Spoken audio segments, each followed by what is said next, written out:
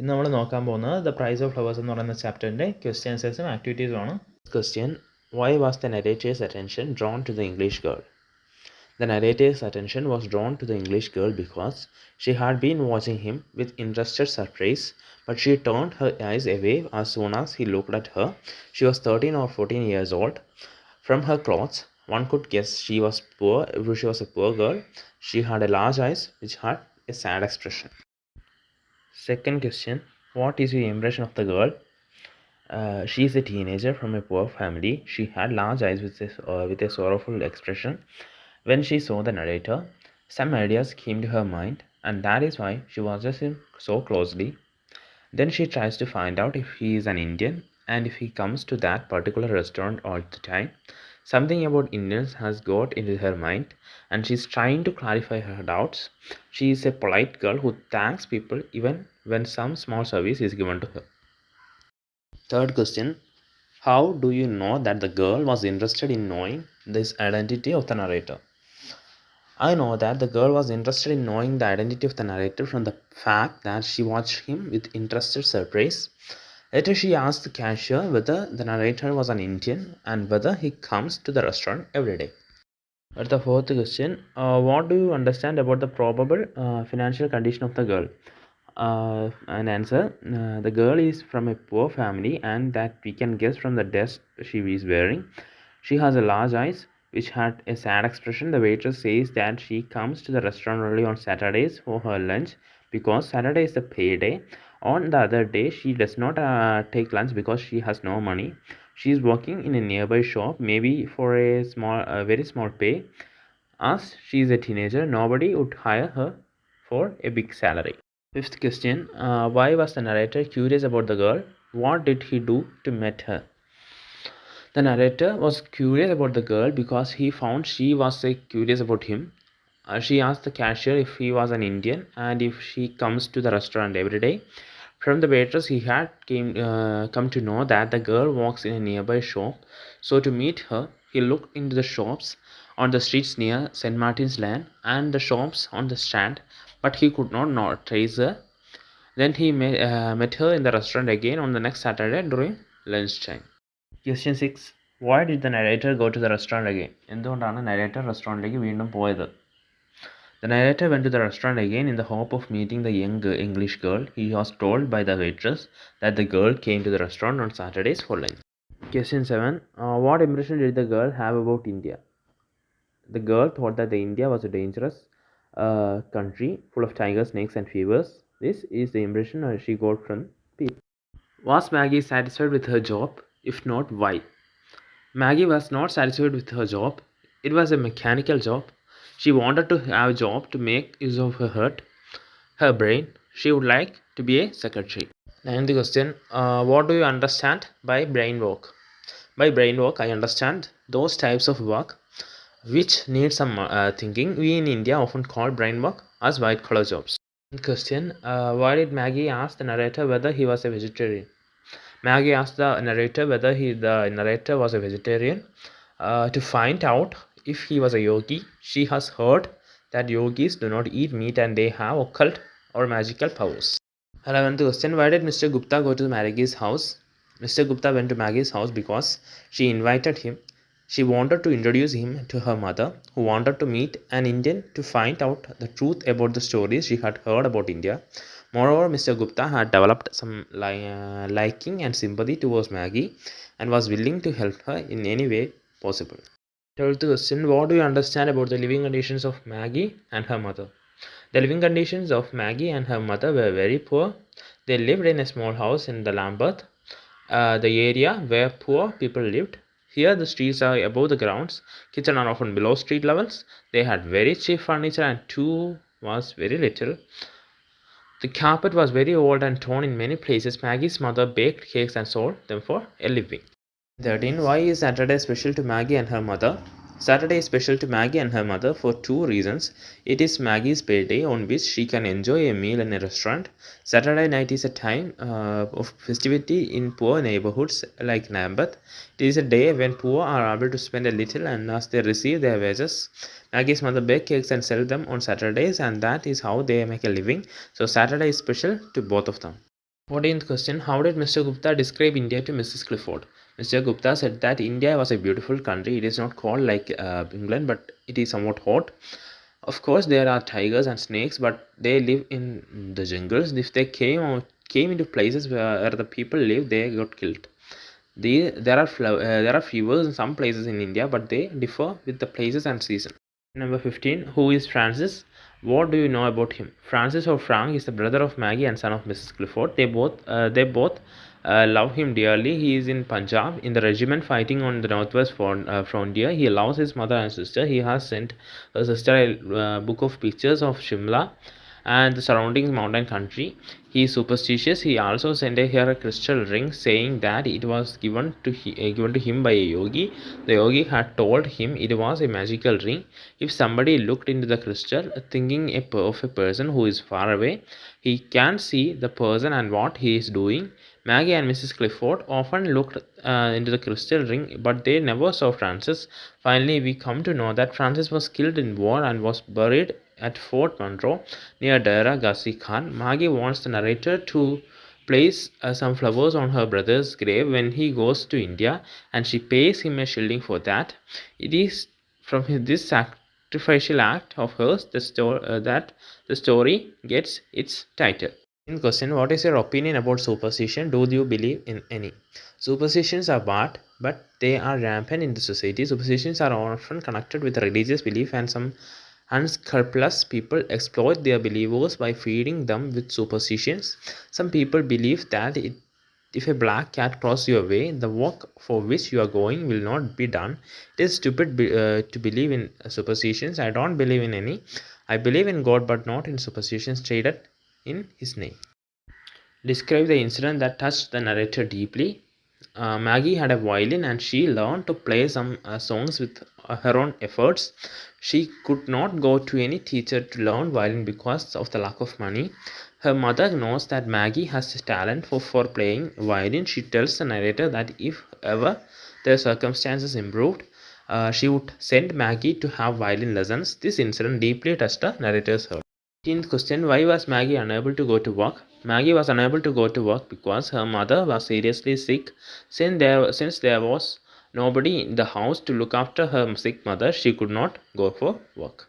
Why did Mr. Gupta take some money with him when he went to see Mrs. Clifford? Mr. Gupta took some money with him when he went to see Mrs. Clifford because his hostess told him that since Maggie had not gone for work for a week and had not received any pay, if it was possible they were in financial trouble. In the letter Maggie wrote to him, she had mentioned that her mother was very ill, and she was not able to go to work for a week. She had not asked for any financial help, but the hostess to whom the narrator spoke about the letter thought that Maggie and her mother might need financial assistance. Why did Mr. Gupta and Maggie tiptoe into the sitting room? Mr. Gupta and Maggie tiptoed into the sitting room because Maggie wanted to talk to him in private. They did not want to disturb the sick woman with their talk. 25th question. What request did Maggie make to Mr. Gupta? Maggie wanted Mr. Gupta to gaze into the crystal and tell her mother that Frank was alive and well even if she did not see anything in the crystal. Her mother was seriously sick and her sickness is aggravated by her worries about Frank, from whom she hasn't heard for long. If Mr. Gupta tell her that Frank is alive and well, it will help her to recover. Second question. Why was the crystal ring so special to Mrs. Clifford? The crystal ring was so special to Mrs. Clifford because it was sent by her son Frank from India. Frank had written that the crystal ring was given to him by a yogi. The yogi had told him that the crystal ring was a magical one. If somebody looked into the crystals thinking of a person who was even far away, he could see the person and what he was doing. Mrs. Clifford believed with her son's words. What made Mrs. Clifford recover? Mrs. Clifford's illness was aggravated because of her worries about her son Frank, from whom she had not heard for long. She did not know if he was alive and well. Maggie requested Mr. Gupta to look into the crystal ring and tell her mother that Frank was alive and well even if he saw nothing in the crystal ring. Gupta did accordingly, and this made Mrs. Clifford recover from her illness. Why was Mr. Gupta ashamed to face Mrs. Clifford? Mr. Gupta was ashamed to face Mrs. Clifford because Frank has been dead some day when he told her that he was alive and well. Since he had told her a lie, he was ashamed to face her. 25. What was the promise given to Maggie? The promise given to Maggie was that the narrator would visit the grave of her brother at Fort Monroe near Dera Ghazi when he goes to India. Question: why did Maggie give a shilling to Mr. Gupta? Maggie gave a shilling to Mr. Gupta to buy flowers and place them on her brother's grave at Fort Monroe near Dera Ghazi when he goes to India. Seventh question: explain the reason why Mr. Gupta accepted the shilling.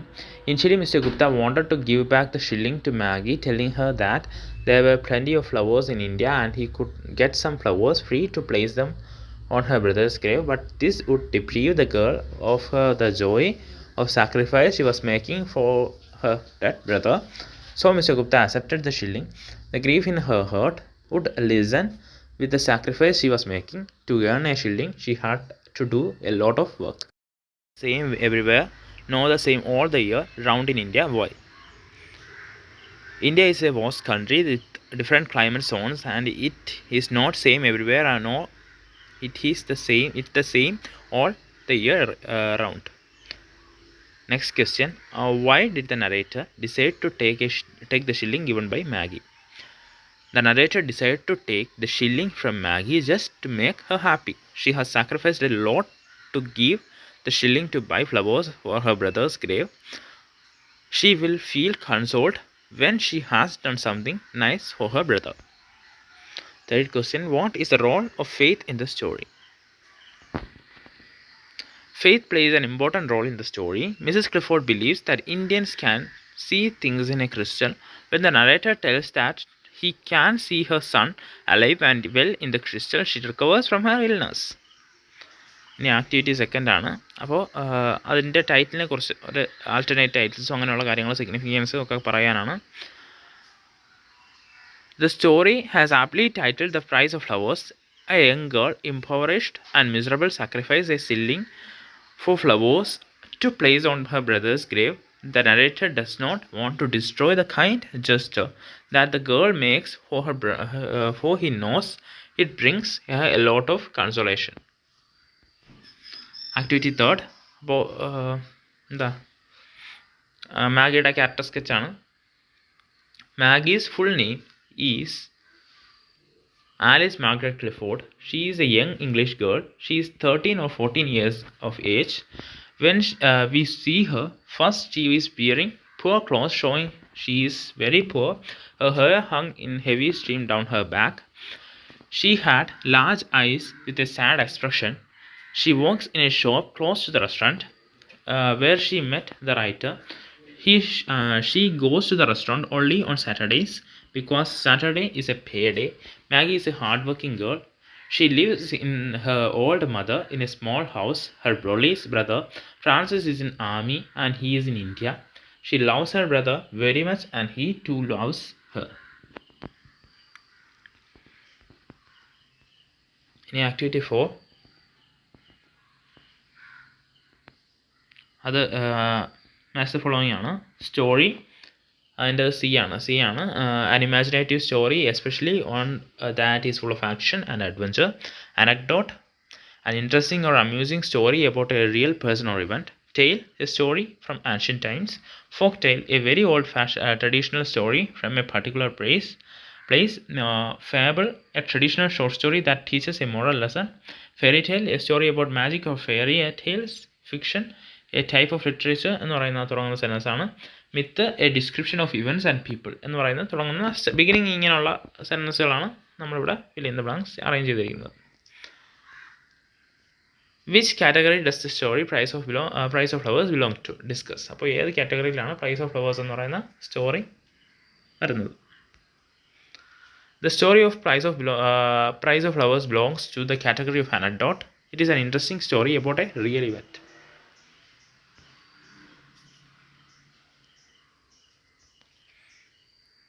Activity 5 ഒരു writeup എഴുതാനാണ്. I want to work that will make me use my head brain work. How far can you relate this statement to your life? What kind of profession do you like? Why? Prepare a write-up. I also want to work that will make use of my head. I want to do that needs my brain, my thinking powers. I like to be a teacher. As teaching is supposed to be the noblest profession, a teacher always makes impressions on the minds of hundreds of students. He or she has to be intelligent and understanding so as to help the students learn. As students have different abilities, the teacher uses a variety of skills to constantly invent and make the classroom an interesting place so as to encourage learning. Teachers are role models and many of them make a lasting impression on the lives of students. Teacher had to be smart as well as intuitive so as to understand the needs of the students. Teachers mold the minds of the students. Therefore, nation building is ultimately in the hands of the teacher. Dr. Kalam said that no nation can rise above its teachers. The quality of a nation depends on the quality of its teachers. So, I want to be a teacher and use my brain to develop the brains of my students.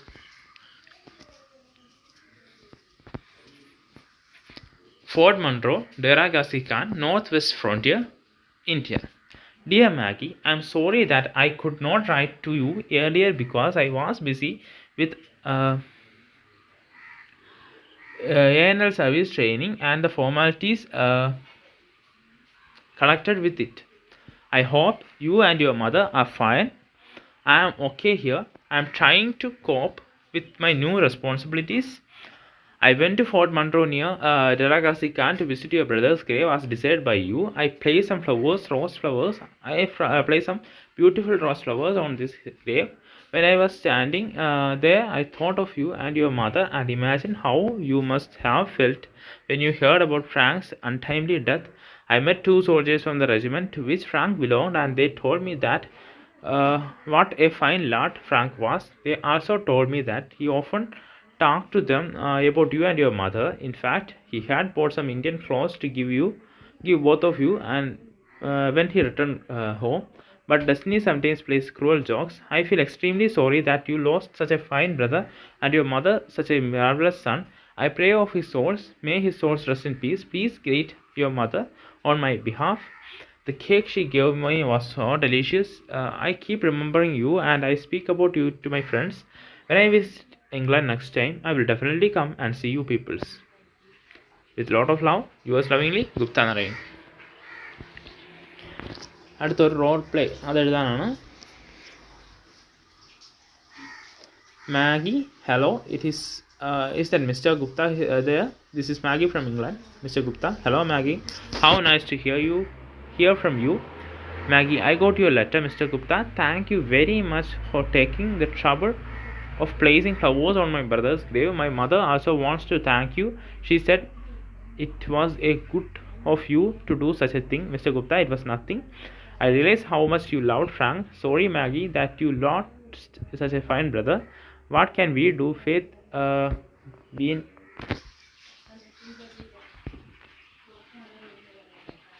What can we do? Faith has been very cruel to us. My father dies and now my brother, leaving my poor mother and me to fend for ourselves. Mr. Gupta, Maggie, don't grieve. Life is like that. Remember that there are more miserable people than you in this world. Maggie, I understand that. That is how I console myself. Mother has become better and I am now regularly going to work. Mr. Gupta, good to hear that. Be cheerful and optimistic. By the way, do you play the violin often? Yes, I do. Maggie, yes, I do. I am practicing a new number. When you come next time, I will play it for you. Mr. Gupta, very happy to hear that. Say hi to your mother and take care. Maggie, you too, Mr. Gupta. Bye for now. ഇനി നമ്മൾ നോക്കുന്നത് activity 8 ആണ്. അതിനകത്ത് സ്റ്റോറിയുടെ ഒരു review ആണ് പറഞ്ഞിരിക്കുന്നത്. The Price of Flowers is an excellent story by Prabhat Kumar Mukhopadhyay. The main theme of the story is the love of a girl for her dead brother. There are also other themes like the hardships of the poor people, the dangers of war, unfulfilled desires, and dreams of ordinary people and superstitions. The style of narrations has been very simple. The story is moved forward through the dialogues among the three main characters of the story, Maggie, her mother, and Mr. Gupta. The language used is lucid and easy to understand. The words and expression used make a fine impact on our minds. The story takes place in London, but in the end, we see the narrator placing some flowers at the grave of Frank, the brother of Maggie, at Fort Monroe. Characterization has been superb. The character of Maggie is drawn in an exemplary manner. The poor girl of 13 or 14 with her large sad eyes, her hair streaming down the neck, wearing shabby clothes, living in an uncomfortable house with her old mother and working in a shop for small wages is portrayed exquisitely. She is so poor that she eats her lunch only on Saturdays, the payday. Her inquisitive nature, her ideas about India, her superstition, her love for her brother and mother, etc. are powerfully pictured. The dialogues are short and sweet. There are no lengthy and boring dialogues. The story is moved forward through apt dialogues. There is fine imagery in the story. No person with compassionate heart can end reading the story without shedding a tear. Mukhopadhyay, through his Prize of Flowers, has proved that he is a fine storyteller. അപ്പോൾ ഇതാണ് നമ്മുടെ activities. Thank you.